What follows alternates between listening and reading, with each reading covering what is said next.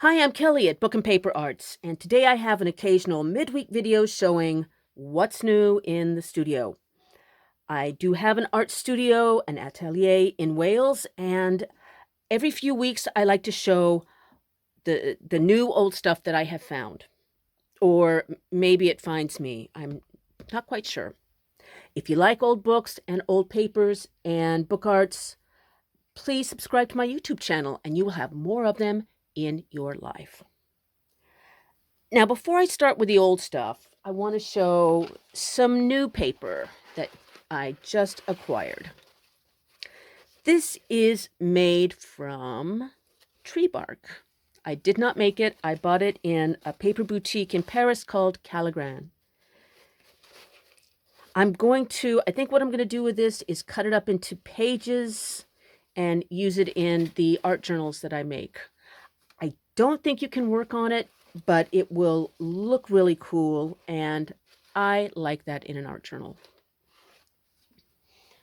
I also, while I was there, got this indigo paper. It's a heavy linen with deckled edges, dyed with real indigo. Probably going to make that into book covers. Not sure. I'm not sure. I only know that I just couldn't leave it there. Now, let's see. This week, I got some new old postcards. These are called CPE, Carte Postale Ancien. Look at that dress and that rose. That is so beautiful. And these are old French postcards from around the 19-teens. Look at this one. It says, "Allo, allo." And it's handwritten, but it's not even words. It's numbers. So somebody wrote a code to somebody else. That's pretty sexy. I will probably be cutting some of these up to use in collage and altered books. Other pieces that have handwriting, I usually, I might turn these into pockets in altered books. And I actually have a video showing how to make postcards or other cards into pockets. And I'm going to link to that below this video if you're curious about that. I also, just today, acquired these old French documents. These are called actes notaires. Back in the day, if you were a secretary for a sales or legal firm, you were actually hired for your handwriting. Look how fine this is. It makes my wrist hurt just to look at it. And this is from 1853.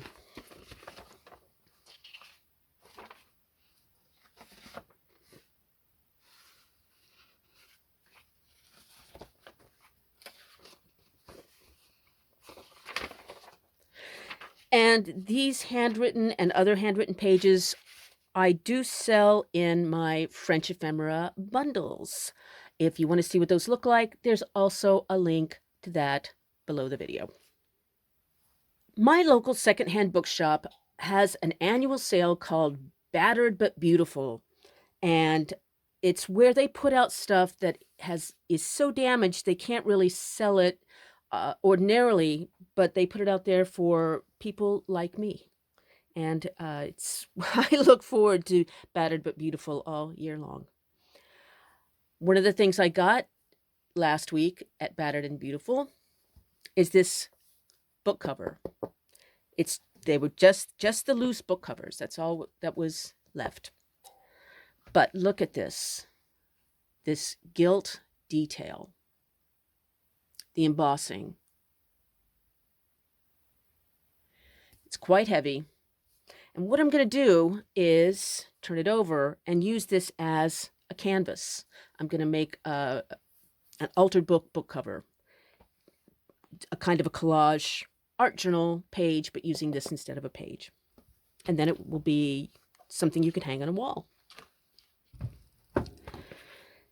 This is a big book. It's handwritten sheet music. So it is a ledger, and I love ledgers. I also put papers in my art journals and boiled books to work on. But this was even better because it had these handwritten and hand noted scores. And they're very inky, and I love them. Another ledger was this catalog of books. You can see it's got a lot of water damage to the cover. And inside, somebody actually alphabetized the pages and then made a list of, I'm assuming it's their library. The handwriting isn't especially sexy, it's just that it's a book about books. So I wanted it. This is called Bailey's Table of Distances. It's from 1907. And it's pretty much had it, but it actually just shows, it's just pages showing distances from different parts of Britain, Milford Haven to West Mediterranean, and it tells you how many miles it is from Milford Haven to Algiers or Gibraltar. And this would have been used in a shipping office or perhaps on board a ship itself. I think what I'm going to do is take these pages out, especially since it's already bust, and alter them and turn them into tags for pockets or something like that. I don't know what I'm going to do with this.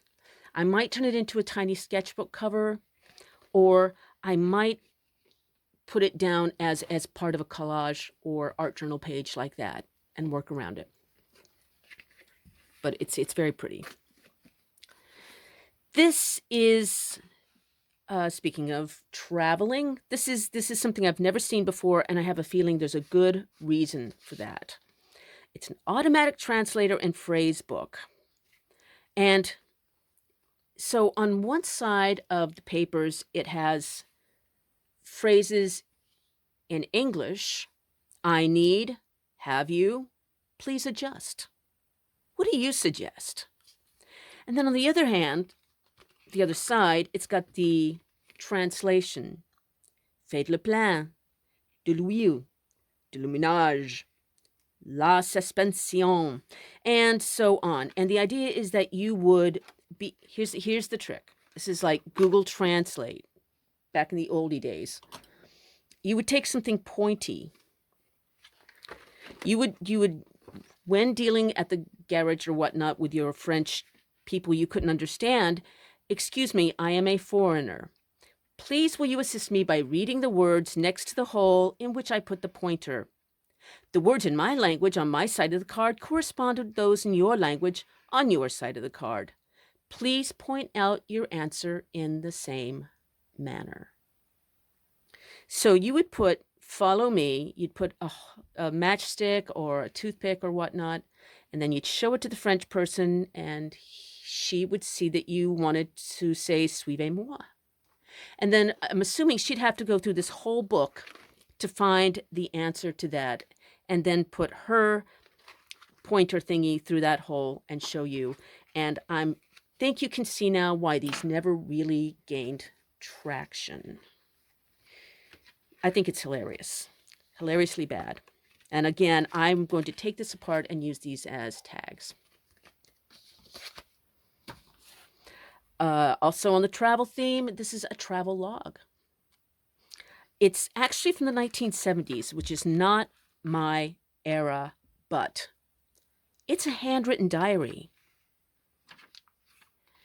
And I collect handwritten diaries. I am crazy. I hoard them because it's like eavesdropping on somebody's day. It's just addictive. So I am going to be enjoying that over a cup of tea later. Let's see. Also, this is a tiny autograph book. From Emily to her dearest friend Amy, Christmas 1909. And this was a thing that people did around this time. the 19 teens, is you would have a blank autograph book and you'd give it to someone for them to write something for you and sign it. And then you'd have like a little memory book. The problem is, and I also collect these, they are really, really, the poetry is almost always terrible. And you have to wonder what they were thinking. Speeding motor oft remind us we can buy a big machine and departing leave behind us odors vile of gasoline. That's the thought he wanted to leave her with. Amy Dell is your name, single is your station. Happy be the little man that makes the alteration. 1911.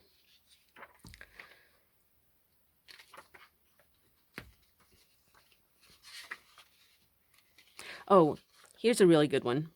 It says, it's a corner that's turned down and it says for gents only. And then, of course, you open it up and it says, ain't women inquisitive. Yeah, that guy was a laugh riot. I do not know what I am going to do with this. But again, I just couldn't leave it there. That I actually like. It's an ink drawing. 1915. This is from 1860, I think. And it is England and Wales delineated. I'm not interested in the delineation, whatever that is. I got it for the engravings. And these black and white engravings will be going into altered books and art journals. I will also, probably in the new year, in a few weeks, be making scans of these black and white engravings and offering them for free. These and other engravings I put out through my online newsletter, which goes out once a month with a lot of stuff, including scans, free scans of paper ephemera. So please subscribe. Link below. This was cool. This was an old French novel called Les Aventures de Télémaque, The Son of Ulysses. It's from 1828. And it is not intrinsically valuable. I just love this old paper. It's laid, and then this is the, you can also, the printing is raised. You can feel the print. And then in the back here, somebody has mended the end page with an old canceled check. So that was pretty. This is a little hard to explain. It says Return to Chef Oliver. Recipes for special county dishes. Now, these are counties in Britain. This says Oxfordshire recipes. And there's a menu of Oxfordshire, try say that 10 times fast, recipes. It tells you how to make turnip tops, egg curried cheesecakes. The more I started looking at these recipes, the more I knew that I could not just leave this there. Cheshire rice flummery. Just in case you forgot how Mom used to make Cheshire rice flummery, well, here we go. Cheltenham rice cake. Barkley pudding. Recipes for Bedfordshire. Here's Hertfordshire recipes. I haven't read through this entire, it's a typewritten cookbook. I have not read through the entire thing because I could not get past this page. It has a recipe for steak, kidney, and lark pie. The first ingredient is young larks.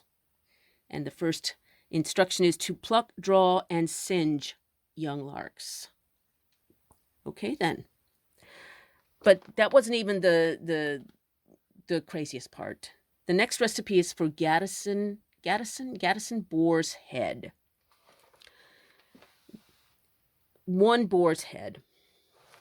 Remove the bones from the head and rub it with the above ingredients. That's salt, sugar, and saltpeter.